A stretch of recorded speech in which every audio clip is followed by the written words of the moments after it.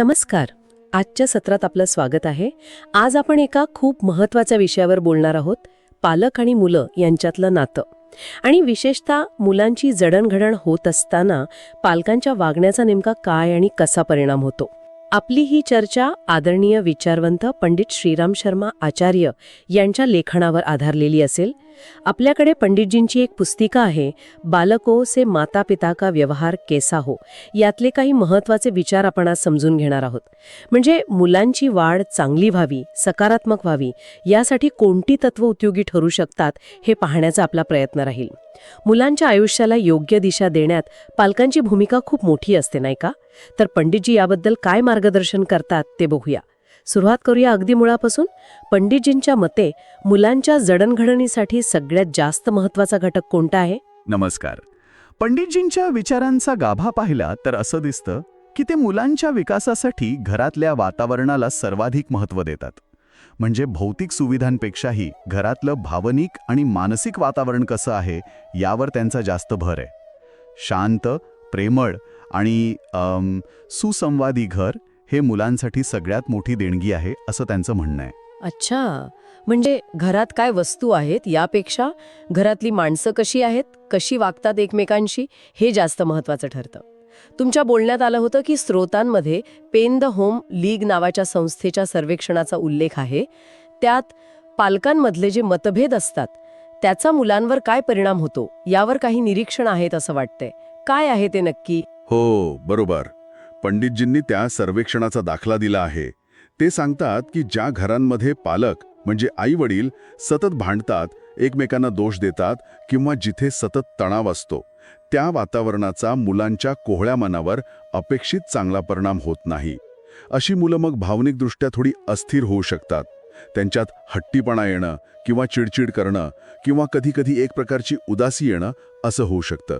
त्यांच्या नैसर्गिक विकासावर याचा थेट परिणाम होतो. म्हणजे कळत नकळतपणे मुलं हे सगळं टिपत असतात आणि त्यातूनच त्यांचं स्वतःचं एक भावनिक जग तयार होत असतं. अगदी तसंच.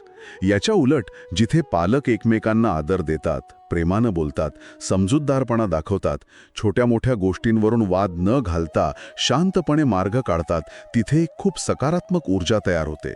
असं शांत, सुरक्षित आणि प्रेमळ वातावरण हे मुलांच्या निरोगी मानसिक आणि भावनिक वाढीसाठी अत्यावश्यक आहे.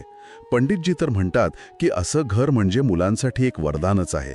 तिथे त्यांची प्रतिभा अगदी नैसर्गिकपणे फुलते. आणि हे काही केवळ पुस्तकी विचार नाहीयेत, तर त्यांनी अनेक कुटुंबांमध्ये हे अनुभवलेलं आहे. हे खरंच खूप विचार करण्यासारखं आहे. कारण अनेकदा आपल्याला वाटतं की मुलांना चांगल्या वस्तू दिल्या, शाळेत घातलं की झालं. पण घरातलं हे जे भावनिक वातावरण आहे ते चांगलं ठेवण्यासाठी जाणीवपूर्वक प्रयत्न करणं किती महत्त्वाचं आहे हे तुमच्या बोलण्यातून स्पष्ट होतंय. आता पुढचा मुद्दा घेऊया, जो जवळपास प्रत्येक घरात असतो, मुलांच्या खाण्यापिण्याच्या सवयी. पालक खूप आग्रही असतात की मुलांनी जास्त खावं, पौष्टिक खावं. कधीकधी तर जबरदस्ती पण होते. पंडितजी याबद्दल काय म्हणतात? खाण्यापिण्याच्या बाबतीत पंडितजींचा दृष्टिकोन खूप त्याला नैसर्गिक आणि संतुलित आहे. ते म्हणतात की मुलांची जी नैसर्गिक भूक आहे, त्यांच्या शरीराची जी गरज आहे, तिचा आदर करायला हवा. अनेक पालकांना वाटतं की मुलांना जास्त खाल्लं की ते जास्त सुदृढ होईल. पण गरजेपेक्षा जास्त किंवा जबरदस्तीनं खाऊ घालणं ते मुलांच्या पचनशक्तीसाठी आणि एकूण आरोग्यासाठी चांगलं नाहीये. म्हणजे माझं समाधान व्हावं म्हणून मुलाला खाऊ घालणं ते योग्य नाही म्हणायचंय तुम्हाला? बरोबर. तसंच बाहेरचे जे चटपटीत पदार्थ असतात, तळलेले किंवा जे आरोग्याला चांगले नाहीत, त्याची सवय मुलांना लागू नये. त्यासाठी घरातच साधं, ताजं आणि पौष्टिक अन्न बनवावं यावर त्यांनी भर दिला आहे. आणि एक महत्त्वाची गोष्ट ते सांगतात की मुलांना खाण्यासाठी आमिष दाखवू नये. म्हणजे हे खाल्लंस तर ते देईन असं म्हणू नये. यातून काय होतं की पदार्थांबद्दल मुलांच्या मनात चुकीच्या कल्पना तयार होतात आणि मग त्यांच्यात चटोरेपण वाढतो. चटोरेपण हा शब्द त्यांनी वापरलाय, याचा नेमका अर्थ काय जरा सांगाल का? चटोरेपण म्हणजे बेसिकली गरजेसाठी नाही तर केवळ चवीसाठी खाण्याची जी एक अनावश्यक इच्छा किंवा सवय लागते ती. म्हणजे जिभेचे चोचले पुरवण्यासाठी खाणं. पंडितजींच्या मते ही सवय मुलांच्या शारीरिक आणि मानसिक आरोग्यासाठी चांगली नाही. ती त्यांना संयम आणि साधेपणापासून दूर नेते. त्यामुळे मुलांना भूक लागल्यावर त्यांच्या गरजेपुरतं आणि घरात बनवलेलं साधं अन्न देणंच उत्तम. आणि आईवडिलांनी स्वतः जर काही खात नसतील तर मुलांना खाण्याचा आग्रह करणं टाळावं. कारण मुलं बघून शिकतात, अनुकरण करतात. अच्छा, म्हणजे आहाराच्या बाबतीतही नैसर्गिकतेला आणि साधेपणाला महत्त्व. हाच विचार कपड्यांच्या बाबतीतही दिसतो का?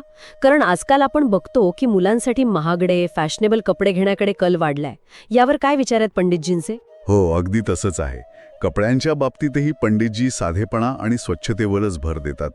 त्यांचा दृष्टिकोन असा आहे की कपड्यांवर खूप जास्त खर्च करणं किंवा तो दिखावापणा तो मुलांच्या वाढीसाठी पोषक नाहीये. महागड्या किंवा खूप फॅशनेबल कपड्यांमुळे काय होतं की मुलांचं लक्ष अभ्यासावरून किंवा इतर महत्त्वाच्या गोष्टींवरून विचलित होऊ शकतं. पण मग काही पालकांना असं वाटू शकतं की चांगल्या कपड्यांमुळे मुलांचा आत्मविश्वास वाढतो किंवा समाजात त्यांची चांगली प्रतिमा दिसते. पंडितजी याकडे जरा वेगळ्या नजरेने पाहतात. ते म्हणतात की अशा कपड्यांमुळे मुलांमध्ये इतरांशी तुलना करण्याची वृत्ती वाढू शकते किंवा मग स्वतःला इतरांपेक्षा काहीतरी वेगळं, श्रेष्ठ समजण्याची भावना येऊ शकते. आणि लहान वयातच भौतिक गोष्टींबद्दल जास्त आकर्षण निर्माण होणं हे त्यांच्या आंतरिक विकासासाठी चांगलं नाहीये. कपडे कशासाठी असतात? तर शरीराचं संरक्षण करण्यासाठी आणि आपण व्यवस्थित दिसावं यासाठी. त्यामुळे ते स्वच्छ असावेत, आरामदायक असावेत, हवामानाला अनुकूल असावेत, पण त्यांना सामाजिक प्रतिष्ठेचं प्रतीक बनवू नये. म्हणजे तुम्ही म्हणताय की साधेपणामुळे मुलांमध्ये दिखाऊपणा कमी होतो आणि आंतरिक गुणांना महत्त्व देण्याची वृत्ती वाढते, असं त्यांना सुचवायचंय. अगदी बरोबर. साधे कपडे असले की मुलांमध्ये एक प्रकारची विनयशीलता टिकून राहते. ती इतर मुलांमध्ये सहज मिसळू शकतात. महागड्या कपड्यांमुळे कळत नकळत त्यांच्यात एक अहंकार किंवा इतरांपासून वेगळेपणाची भावना येऊ शकते. पंडितजींचा भर आहे तो साधेपणा, स्वच्छता आणि व्यवस्थितपणा मुलांमध्ये रुजण्यावर, महागड्या फॅशनवर नाही. आणि कपड्यांवरचा अवास्तव खर्च टाळून तो पैसा मुलांच्या शिक्षणासाठी किंवा इतर चांगल्या कामांसाठी वापरता येईल असाही ते सल्ला देतात. हे झालं कपड्यांचं. आता पैशांचा विषय, तोही तितकाच महत्त्वाचा आहे. पॉकेट मनी किंवा ज्याला आपण हातखर्च म्हणतो, मुलांना पैसे देणं गरजेचे येतं. दिले तर किती द्यावेत, कसे द्यावेत, याबद्दल पालकांमध्ये पण गोंधळ असतो. या नाजूक विषयावर पंडितजी काय म्हणतात? हातखर्चाच्या बाबतीत पंडितजी खूप सावधगिरीचा इशारा देतात. ते म्हणतात की मुलांना, विशेषतः लहान वयात, गरजेपेक्षा जास्त पैसे सहज उपलब्ध करून देणं योग्य नाही. कारण मग त्यांना पैशाचं खरं मूल्य कळत नाही आणि ते अनावश्यक गोष्टींवर खर्च करायला शिकतात. पैशाची उधळपट्टी करण्याची सवय लागते. अच्छा, म्हणजे पैसे मिळणं महत्त्वाचं आहेच, पण त्याहीपेक्षा ते विचारपूर्वक खर्च करायला शिकवणं जास्त महत्त्वाचं आहे. अगदी बरोबर. पंडितजी सुचवतात की मुलांना पैशाचं महत्त्व समजावून सांगा. बचतीची सवय लावा.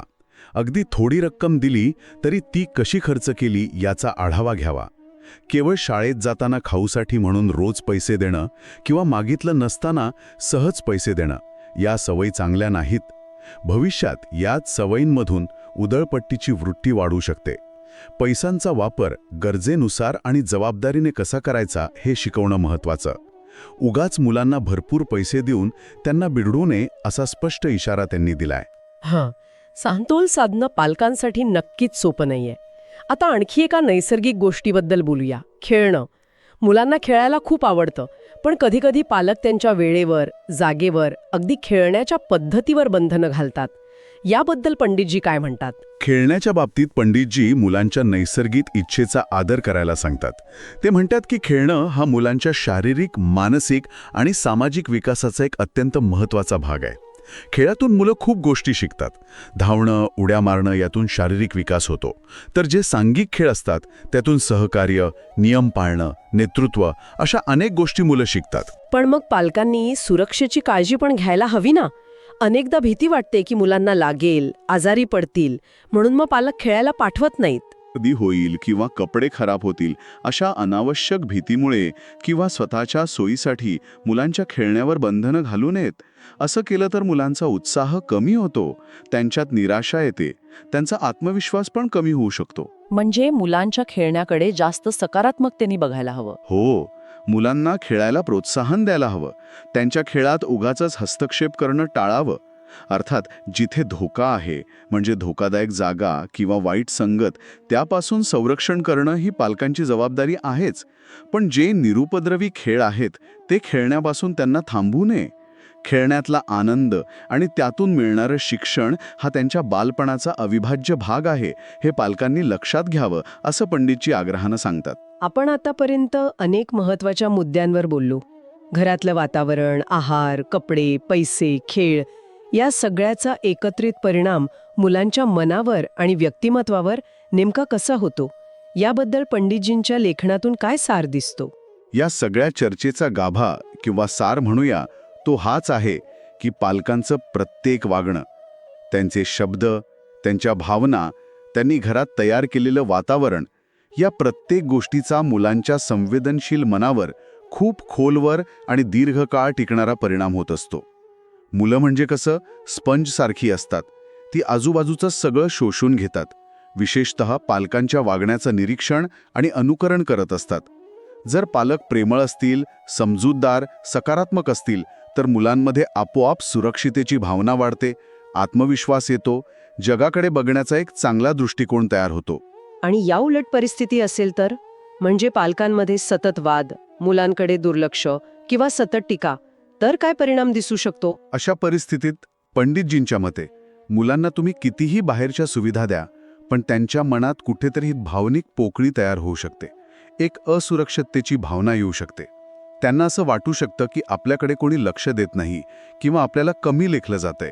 आणि यामुळे मग त्यांच्या स्वभावात काही नकारात्मक बदल दिसू शकतात किंवा त्यांच्या पूर्ण क्षमतेनं त्यांचा विकास होण्यात अडथळे येऊ शकतात. पालकांनी मुलांशी केवळ बोलणं नाही तर त्यांच्या भावना समजून घेणं खूप महत्त्वाचं आहे. त्यांच्याशी मनापासून जोडलं जाणं, त्यांना प्रोत्साहन देणं, हे सगळं गरजेचं आहे. मुलांचं मन जपण्यासाठी पालकांनी खूप सजग राहण्याची गरज आहे. तर आजच्या या चर्चेतून आपण पंडित श्रीराम शर्मा आचार्य यांच्या विचारानुसार पालकत्वाचे काही महत्त्वाचे पैलू समजून घेतले. घरातलं प्रेमळ आणि शांत वातावरण किती आवश्यक आहे, मुलांच्या आहार, कपडे, आर्थिक सवयींबद्दल पालकांनी कसं सजग आणि संतुलित असायला हवं, मुलांना खेळायला आणि स्वतःला व्यक्त करायला योग्य मोकळीक देणं किती गरजेचं आहे, आणि या सगळ्याच्या मुळाशी असलेलं सत्य की पालकांच्या प्रत्येक कृतीचा, प्रत्येक वृत्तीचा मुलांच्या मानसिक जडणघडणीवर किती खोल परिणाम होतो. अगदी बरोबर. आणि या सगळ्याचा अर्थ हाच आहे की पालकत्व म्हणजे केवळ मुलांच्या शारीरिक गरजा पुरवणं नाही, तर ती एक साधना आहे मुलांच्या आतल्या जगाला समजून घेण्याची, त्यांच्या भावनांचा आदर करण्याची आणि त्यांना प्रेमानं, धीरानं आणि समजूतदारपणे वाढवण्याची. यासाठी पालकांना स्वतःमध्ये डोकावून बघण्याची, आत्मपरीक्षण करण्याची आणि आपल्या वागण्यात जाणीवपूर्वक सकारात्मक बदल घडवण्याची गरज आहे, असं पंडितजींचे विचार आपल्याला सांगतात. हे एक प्रकारे सतत चालणारं शिक्षण आहे, ज्यात पालक आणि मुलं दोघंही एकत्र वाढत असतात. आणि जाता जाता आपल्या श्रोत्यांसाठी एक विचार सोडून जात आहोत. आपल्या स्वतःच्या लहानपणी आपल्या पालकांच्या वागण्याचा आपल्यावर कसा आणि काय परिणाम झाला होता याचा कधी शांतपणे विचार केला आहे का? त्या काळातले कोणते क्षण चांगले किंवा थोडे कठीण आजही आठवतात? त्या आठवणींमधून आणि अनुभवांमधून मिळालेले धडे आज पालक म्हणून किंवा भविष्यात पालक होताना आपल्याला अधिक सजग आणि प्रेमळ पालक बनायला मदत करू शकतील का? यावर जरूर विचार करा. पुढील सत्रात नवीन माहितीपूर्ण स्रोतांसह पुन्हा भेटूया.